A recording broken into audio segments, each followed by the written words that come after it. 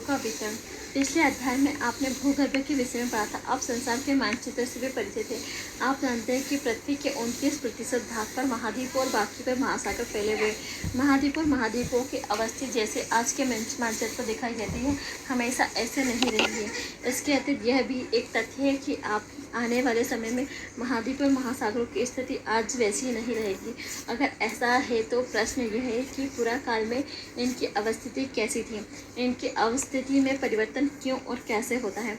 यदि यह सच है कि महाद्वीप और महासागरों में अवस्थिति में परिवर्तन हुआ है और अभी भी हो रहा है, तो आप ये जानकर आश्चर्यचकित होंगे कि वैज्ञानिक महासागरों की पहले की स्थिति का निर्धारण कैसे किया होगा। इन्हीं प्रश्नों के उत्तर और उनसे संबंधित प्रश्न इस अध्ययन का विषय है। महाद्वीपीय प्रभाव, कॉन्टिनेंटल ड्रिफ्ट। अंटार्कटिक महासागर तटरेखा की आकृति को ध्यान से देखें तो इस महासागर के तटरेखा के में आश्चर्यजनक समृद्धि है। इसी समानता के कारण बहुत से वैज्ञानिकों ने दक्षिण व उत्तरी अमेरिका व यूरोप और अफ्रीका को एक साथ जुड़े होने की संभावना को व्यक्त किया है। विज्ञान के इतिहास से ज्ञात अभिलेखों से पता चलता है सन 1556 में एक डच मानचित्रवेत्ता अब्राहमन ऑर्टेलियस ने सर्वप्रथम इस संभावना को व्यक्त किया। एंटोनियो पेग्रेनिनी ने एक मानचित्र बनाया जिसमें तीनों महाद्वीपों को इकट्ठा करके दिखाया। जर्मन मौसमविद अल्फ्रेड वेनेगर ने महाद्वीप विस्थापन सिद्धांत सन 1912 में प्रस्तावित किया। यह सिद्धांत महाद्वीप और महासागरों के वितरण से संबंधित था। इस सिद्धांत की आधारभूत संकल्पना यह थी कि सभी महाद्वीप एक अकेले भूखंड से जुड़े हुए थे। वैज्ञानिक के अनुसार आज के सभी महाद्वीप इस भूखंड के भाग थे तथा ये एक बड़े महासागर से घिरा हुआ था। इन्होंने इस बड़े महाद्वीप को पेंजिया का नाम दिया। पेंजिया का अर्थ है संपूर्ण पृथ्वी। विशाल महासागर को पैंथलासा कहा गया जिसका शाब्दिक अर्थ जल ही जल है। वैज्ञानिक ने तर्क के अनुसार लगभग 20 करोड़ वर्ष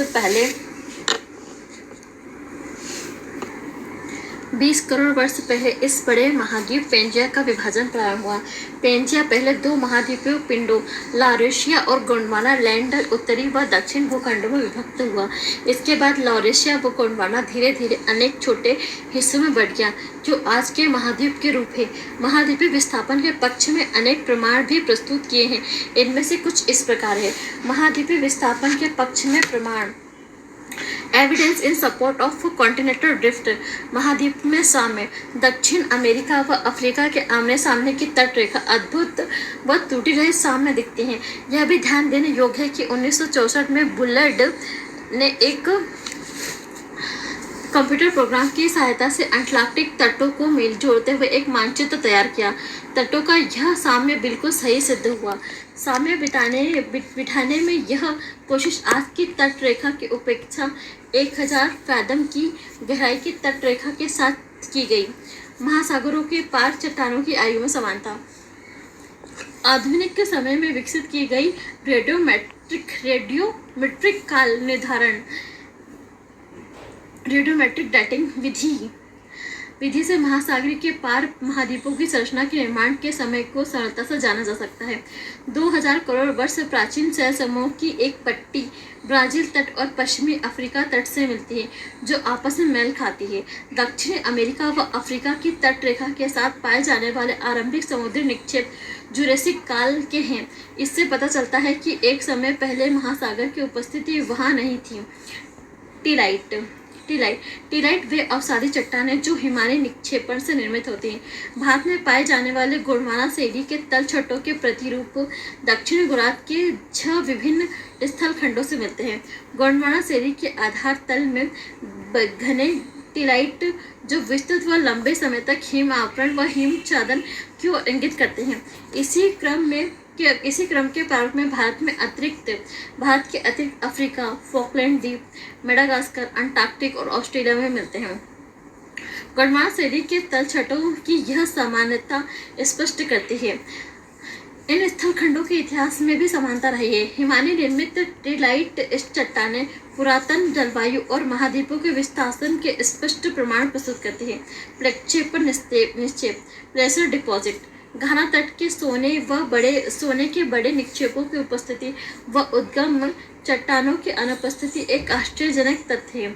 सोना युक्त सिराएं गोल्ड बेयरिंग वेनिस ब्राजील में पाई जाती हैं। अतः यह स्पष्ट है कि घाना से मिलने वाले सोने के निक्षेप ब्राजील पठार से उस समय निकले होंगे जब ये दोनों महाद्वीप एक दूसरे से जुड़े होंगे।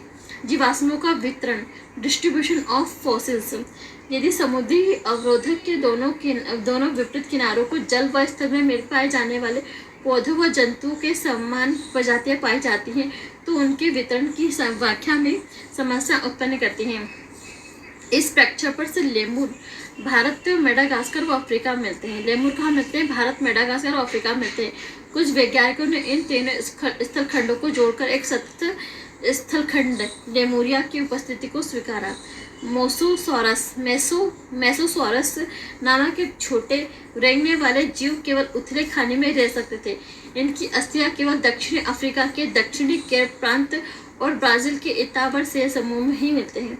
ये दोनों स्थान आज एक दूसरे से 4800 किलोमीटर की दूरी पर हैं। इनके बीच एक महासागर विद्यमान है। प्रवाह संबंधी बल, फोर्स ऑफ ड्रिफ्टिंग। वैगनर के अनुसार महाद्वीपीय विस्थापन के दो कारण थे। पहला पोलर व ध्रुवीय फ्लिंग बल, पोलर फ्लिंग फोर्स, और दूसरा ज्वारीय बल, टिडल फोर्स। ध्रुवीय फ्लिंग बल पृथ्वी के घूर्णन से संबंधित है। आप जानते हैं कि पृथ्वी की आकृति एक संपूर्ण गोले जैसी नहीं है, वरन ये भूमध्य रेखा पर उभरी हुई है। यह उभार पृथ्वी के घूर्णन के कारण होती है। दूसरा बल है जो वैगनर महोदय ने सुझाया है, वह है ज्वारीय बल, जो सूर्य व चंद्रमा के आकर्षण बल से समृद्ध है, जिसमें महासागरों में ज्वार पैदा होते हैं। और वैगनर का मानना था कि करोड़ों वर्षों के दौरान ये बल प्रभावशाली होकर विस्थापन के लिए सक्षम हो गया। यद्यपि बहुत से वैज्ञानिकों ने इन दोनों के बलों को महाद्वीपीय विस्थापन के लिए सर्वथा अपर्याप्त समझते हैं। संवहन धारा सिद्धांत, कन्वेंशनल करंट ऑफ थ्योरी। 1930 के दशक में ऑथर्स होम्स ने मेटल भाग में संवहन धाराओं के प्रभाव की संभावना व्यक्त की। ये धाराएं रेडियो एक्टिव पदार्थों से उत्पन्न ताप से मेटल भाग में उत्पन्न होती हैं। होम्स ने तर्क दिया है कि पूरे मेटल भाग में इस प्रकार की धाराओं का तंत्र विद्यमान है। यह उन प्रभाव बलों के व्याख्या प्रस्तुत करने का प्रयास करते हैं जिसके आधार पर समकालीन वैज्ञानिकों ने महाद्वीपीय विस्थापन सिद्धांत को नकार दिया। महासागरीय और अर्ध स्थल का मानचित्रण, mapping of the ocean floor. महासागरों को बनावट व आकार पर विस्तृत शोध यह स्पष्ट करते हैं। महासागरों का अर्ध स्थल एक विस्तृत मैदान नहीं, वरन उसमें उच्चावच पाया जाता है। द्वितीय विश्व युद्ध के बाद महासागरीय अर्ध स्थल के निरूपण अभियान ने महासागरीय उच्चावच संबंधी विस्तृत जानकारी प्रस्तुत की है। यह दिखाया है कि अर्ध स्थलों में जगनमग्न पर्वतीय कटकी व गहरी खाइयाँ हैं जो प्रायः महाद्वीपों किनारे स्थित हैं। मध्य महासागरीय कटके ज्वालामुखी उद्गार के रूप में अधिक सक्रिय पाई जाती हैं। महासागरीय प्रॉपर्टी के चट्टानों के काल निर्धारण डेटिंग से यह स्पष्ट कर दिया है कि महासागरों के नितल की चट्टानें महासागरीय भागों में पाई जाने वाली चट्टानों की अपेक्षा नवीन हैं। महासागरीय कटक के दोनों तरफ की चट्टानें जो कटक के बराबर की दूरी पर स्थित है, उनकी आयु व रचना में भी आश्चर्यजनक समानता पाई जाती है। महासागरीय अर्ध स्थल की बनावट, ओशन फ्लोर कन्फ्यूग्रेशन। इस भाग में हम महासागरीय तल की बनावट से संबंधित कुछ ऐसे तथ्यों का अध्ययन करेंगे जो महासागर व महाद्वीप के वितरण को समझने में मददगार होंगे। महासागरीय तल की आकृति अध्याय 13 में विस्तार से वर्णित है। गहराइयों और ऊंचाइयों के प्रकार के आधार पर महासागरीय तल की 3 प्रमुख भागों में विभाजित किया जा सकता है। ये भाग है महाद्वीपीय सीमा, गहरे समुद्र बेसिन और मध्य महासागरीय कटक। मध्य महासागरीय सीमा जिसे कॉन्टिनेंटल मैग्नीज कहा जाता है, मार्जिन्स कहा जाता है, कॉन्टिनेंटल मार्जिन्स। यह महाद्वीपीय किनारों और गहरे समुद्र क्षेत्र के बीच का भाग है। इनमें महाद्वीपीय बंग तट, महाद्वीपीय ढाल, महाद्वीपीय उभार और गहरे महासागरीय खाइयाँ आदि को शामिल किया जाता है। महासागरों व महाद्वीपीय के वितरण को समझने के लिए गहरी सागरीय खाइयों के क्षेत्र विशेष महत्वपूर्ण और रोचक होते हैं। द्वितलीय मैदान, एब्सेंशियल प्लेन्स। ये विस्तृत मैदान महाद्वीपीय तटों व मध्य महासागरीय कटकों के बीच पाई जाती हैं। वितली मैदान वह क्षेत्र होते हैं जहां महाद्वीपों से बहाकर लाए गए अवसाद इनके तटों से दूर निक्षेपित होते हैं। मध्य महासागरीय कटक, मिड ओशियनिक रिड्ज। मध्य महासागरीय कटक आपस में जुड़े पर्वतों की एक श्रृंखला होती है। महासागरीय जल में डूबी हुई यह पृथ्वी के धरातल पर पाई जाने वाली संभवतः सबसे लंबी पर्वत श्रृंखला है। इन कटकों के मध्यवर्ती शिखर पर एक रिफ्ट, एक प्रभाजक पठार व इसकी लंबाई के साथ साथ पार्श्वमंडल इसकी विशेषता है। मध्यवर्ती भाग में उपस्थित द्रोणी वास्तव में एक सक्रिय ज्वालामुखी क्षेत्र है। पिछले अध्याय में मध्य महासागरीय ज्वालामुखी के रूप में ऐसे ज्वालामुखी की जानकारी दी गई थी। भूकंप व ज्वालामुखी का वितरण, distribution of the earthquakes and the volcanoes. भूकंप गतिविधि व ज्वालामुखी वितरण दिए गए 4.5 और आप अटलांटिक महासागर के मध्यवर्ती भाग में तट रेखा के लगभग समांतर एक बिंदु देखेंगे जो आगे हिंद महासागर तक जाती है। भारतीय उपमहाद्वीप के थोड़ा दक्षिण में यह दो भागों में बंट जाती है, जिसकी एक शाखा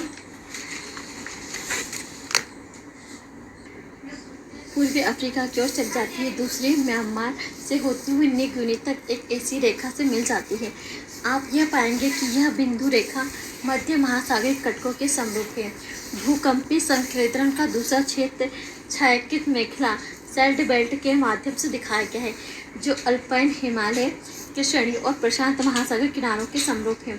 सामान्यतः मध्य महासागरीय कटकों के क्षेत्रों में भूकंप के उद्गम केंद्र कम गहराई पर है, जबकि अल्पाइन हिमालय पट्टी और प्रशांत महासागरीय किनारों के ये केंद्र अधिक गहराई पर है। ज्वालामुखी मानचित्र में इसी का अनुसरण करते हैं। प्रशांत महासागर के किनारों को सक्रिय ज्वालामुखी के क्षेत्र होने के कारण रिंग ऑफ फायर भी कहा जाता है। सागर अर्ध स्थल का विस्तार, जैसा कि ऊपर वर्णन किया गया है कि प्रवाह उपरांत अध्ययनों ने महत्वपूर्ण जानकारी प्रस्तुत की है जो वैगनर ने महाद्वीपीय विस्थापन के समय उपलब्ध नहीं की थी। चट्टानों के पूरा चुंबकीय अध्ययन व महासागरीय तल के मानचित्र ने विशेष रूप से निम्न तथ्यों को उजागर किया है। यह देखा गया है कि मध्य महासागरीय कटकों के साथ ज्वालामुखी उद्गार सामान्य क्रिया है और यह उद्गार इस क्षेत्र में बड़ी मात्रा में लावा बाहर निकालते हैं। महासागरीय कटक के मध्य के दोनों तरफ समान दूरी पर पाई जाने वाली चट्टानों के निर्माण का समय, संरचना, संगठन व चुंबकीय गुण में समानता पाई जाती है। महासागरीय कटकों के समीप में चट्टानों में समीप चुंबकत्व घूर्णन नॉर्मल पेल्ट्री पाई जाती है तथा ये चट्टानें नवीनतम है। कटकों के सीख से दूर हो चट्टानों की आयु भी अधिक है। महासागरीय प्रॉपर्टी के चट्टानें महाद्वीपीय प्रॉपर्टी की चट्टानों के अपेक्षा अधिक नहीं है। महासागरीय प्रॉपर्टी के चट्टानें कहीं भी 20 करोड़ से अधिक पुरानी नहीं है। महासागरीय गहरी खाइयों में भूकंप के उद्गम से अधिक गहराई पर आते हैं। गहरी खाइयों में भूकंप के उद्गम अधिक गहराई पर है, जबकि मध्य महासागरीय कटकों का क्षेत्र भूकंप उद्गम क्षेत्र भूकश गहराई पर विद्यमान है। इन तथ्यों और महासागरीय कटकों के दोनों तरफ की चट्टानों को चुंबकीय गुणों के विश्लेषण के आधार पर हैस ने सन 1961 में परिकल्पना प्रस्तुत की, जिसे सागरीय अर्धस्थल सी फ्लोर स्प्रेडिंग के नाम से जाना जाता है। हैश के तर्कों के अनुसार महासागरीय कटकों के सिर पर लगातार ज्वालामुखी उद्भवन से महासागरीय प्रॉपर्टी में विभेदन हुआ और नया लावा इस दरार में भरकर महासागरीय प्रॉपर्टी के दोनों तरफ धकेल रहा था। इस प्रकार महासागरीय अर्धस्थल का विस्तार हो रहा था। महासागरीय प्रॉपर्टियों का अपेक्षाकृत नवीन होना, इसके साथ ही एक महासागर के विस्तार से दूसरे महासागर के सिकुड़ने पर हैश ने महासागरीय प्रॉपर्टी के क्षेपण की बात कही है। हैश के अनुसार यदि ज्वालामुखी प्रॉपर्टी से नई प्रॉपर्टी का निर्माण होता है तो दूसरी तरफ महासागरीय गड्ढों का विनाश भी होता है। महासागरीय तल के विस्तार की मूलभूत संकल्पना को दिखाया गया है। प्लेट विवर्तन, प्लेट टेक्टोनिक्स, सागरीय तल विस्तार, प्लेट विवर्तन, प्लेट टेक्टोनिक्स, सागर तल विस्तार अवधारणा के पश्चात विद्वानों की महाद्वीप और महासागरों के वितरण के अध्ययन में फिर से रुचि पैदा हुई। सन 1947 में मैकेंजी पार्कर और मॉर्गन ने स्वतंत्र रूप से उपलब्ध विचारों को समन्वित करके अवधारणा प्रस्तुत की, जिसे प्लेट विवर्तनीय प्लेट टेक्टोनिक्स कहा गया। यह विवर्तनीय प्लेट, जिसे लिथोस्फीयर प्लेट भी कहा जाता है, यह ठोस चट्टान का विशाल व अनियमित आकार का खंड है जो महाद्वीपीय और महासागरीय स्थल खंडों से मिलकर बना है। यह प्लेटें दुर्बलता मंडल एंथोस पर एक दृढ़ इकाई के रूप में क्षैतिज अवस्था में चलायमान है। स्थल मंडल से परपटी एवं ऊपरी मेंटल को सम्मिलित किया जाता है। इसकी मोटाई महासागरों में 5 से 100 किलोमीटर और महाद्वीपों में 200 किलोमीटर है। एक प्लेट को महाद्वीपीय या महासागरीय प्लेट भी कहा जा सकता है, जो इस बात पर निर्भर है कि उस प्लेट का अधिकतर भाग महासागर अथवा महाद्वीप से समृद्ध है। उदाहरणतः प्रशांत प्लेट मुख्यतः महासागरीय प्लेट है, जबकि यूरेशियन प्लेट को महाद्वीपीय प्लेट कहा जाता है। प्लेट विवर्तनी के सिद्धांत के अनुसार पृथ्वी का स्थल मंडल 7 मुख्य प्लेटों और कुछ छोटी प्लेटों में विभक्त है। नवीन वलित पर्वत श्रेणियां, खाइयां और ब्रश इन मुख्य प्लेटों को सीमांकित करते हैं। प्लेटें के प्रकार हैं। अंटार्कटिक प्लेट, जिसमें अंटार्कटिक और इसके चारों ओर घेरती हुई महासागरीय प्लेट भी शामिल है। उत्तरी प्लेट, जिसमें पश्चिमी अटलांटिक तल सम्मिलित है, और दक्षिणी अमेरिकन प्लेट व कैरिबियन द्वीप समूह इसकी सीमा का निर्धारण करती है। तीसरा, दक्षिण अमेरिकी प्लेट, पश्चिमी अटलांटिक तल समेत उत्तरी अमेरिका प्लेट व कैरिबियन द्वीप इसे पृथक करते हैं। चौथा, प्रशांत महासागरीय प्लेट। पांचवा, इंडो ऑस्ट्रेलियन न्यूजीलैंड प्लेट। छठा, अफ्रीकी प्लेट, जिसमें पूर्वी अंटार्कटिक तल शामिल है। और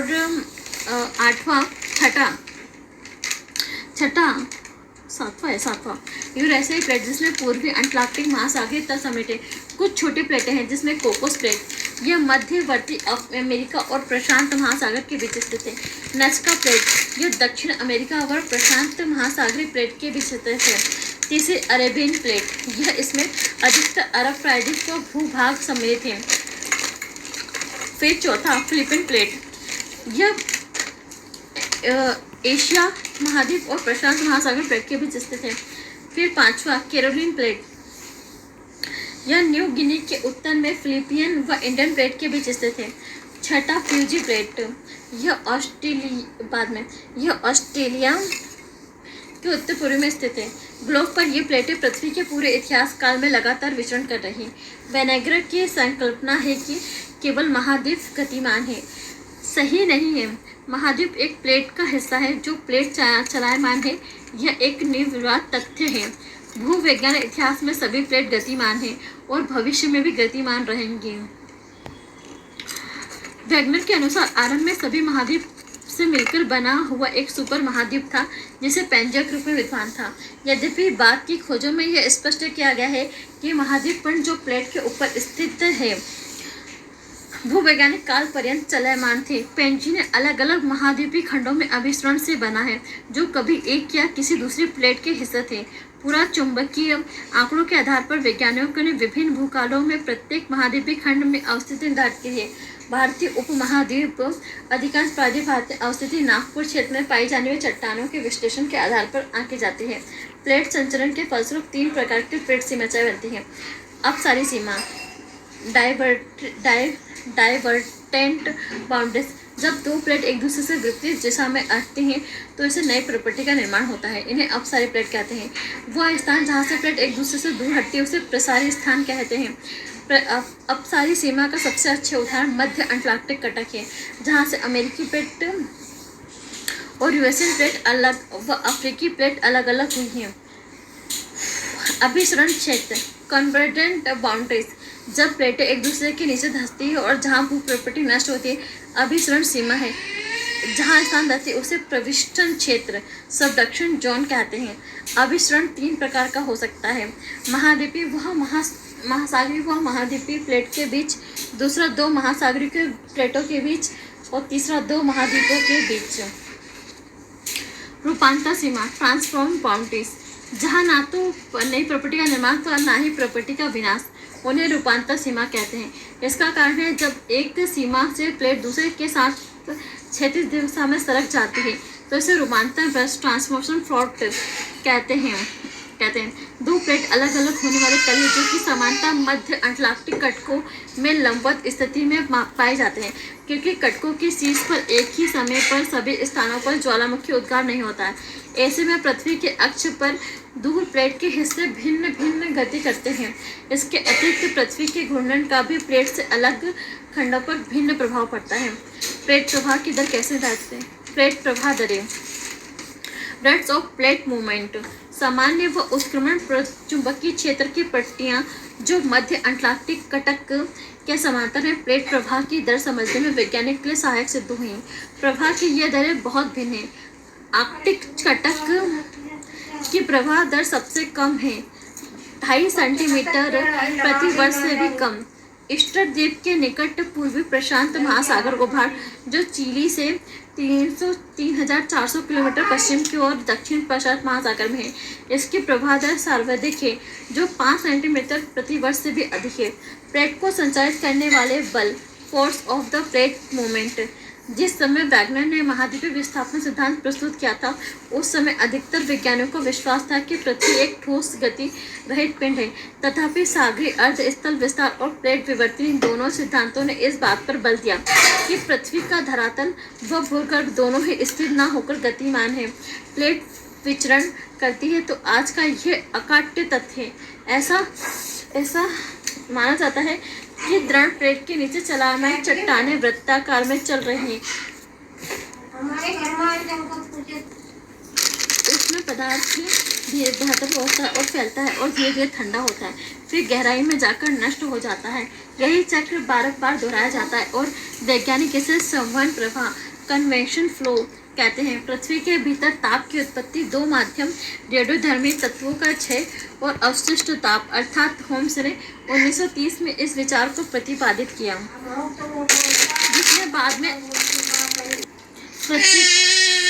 पृथ्वी के भीतर ताप उत्पत्ति के दो माध्यम है, रेडियोधर्मों का क्षय और अवशिष्ट ताप। आर्थर थॉम ने 1930 में इस विचार को प्रतिपादित किया, जिसके बाद हैरी हेस की सागरीय तल विस्तार अवधारणा को प्रभावित किया। दृढ़ प्लेटों के नीचे दुर्बल व उष्ण मेटल है जो प्लेटों को प्रभावित करता है। भारतीय प्लेट का संचरण, movement of the Indian plate. भारतीय प्लेट प्रायद्वीपीय भारत और ऑस्ट्रेलिया महाद्वीपीय भाग सम्मिलित है। हिमालय पर्वत की श्रेणियों के साथ साथ पाया जाने वाला प्रविष्टन क्षेत्र सबडक्शन जोन इसकी उत्तरी सीमा निर्धारित करता है, जो महाद्वीपीय अभिसरण क्षेत्र कॉन्टिनेंट कन्वर्जन के रूप में है, अर्थात दो महाद्वीपों प्लेट की सीमा है। यह पूर्व दिशा में म्यांमार के राकी नोमा पर्वत से होते हुए एक चाप के रूप में जावा की खाई तक फैला हुआ है। इसकी पूर्वी सीमा एक विस्तारित स्प्रैंडमिक साइड है जो ऑस्ट्रेलिया के पूर्व में दक्षिण पश्चिमी प्रशांत सागर में महासागरीय कटक के रूप में है। इसकी पश्चिमी सीमा पाकिस्तान की किरथल पहाड़ियों का अनुसरण करती है और आगे मकरान तट तक साथ होती है। दक्षिण पूर्वी चागोस द्वीप समूह के साथ लाल सागर द्रोणी जो विस्तारण तल है में जाकर मिलती है। भारतीय और आर्कटिक प्लेट की सीमा भी महासागरीय कटक से निर्धारित होती है, जो अपसारिक सीमा डाइवर्जन है बाउंड्री से। यह लगभग पूर्व पश्चिम दिशा में होती है और न्यूजीलैंड के समांतर विस्तारित पथ में मिल जाती है।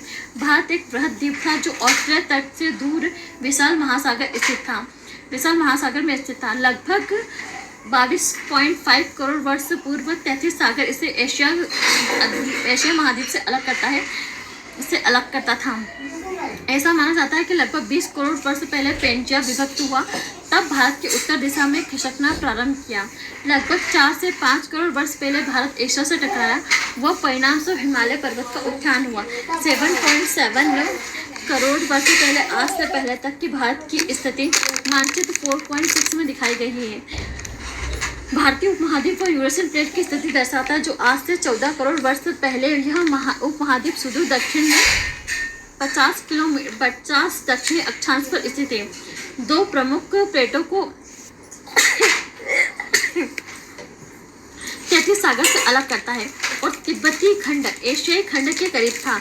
भारतीय प्लेट के यूरेशियन प्लेट के प्रवाह के दौरान यह एक प्रमुख घटना घटी थी जो लावा प्रवाह के दक्षिण टैप का निर्माण करती है। ऐसा लगभग 6 करोड़ वर्ष पहले प्रारंभ हुआ, एक लंबे समय तक जारी रहा। याद रहे एक महाद्वीप तब भी भूमध्य रेखा के निकट था जब 4 वर्ष पहले इसके पश्चात हिमालय से उत्पत्ति प्रारंभ हुई। वैज्ञानिकों का मानना यह प्रक्रिया अभी भी जारी, हिमालय की ऊंचाई बढ़ रही है।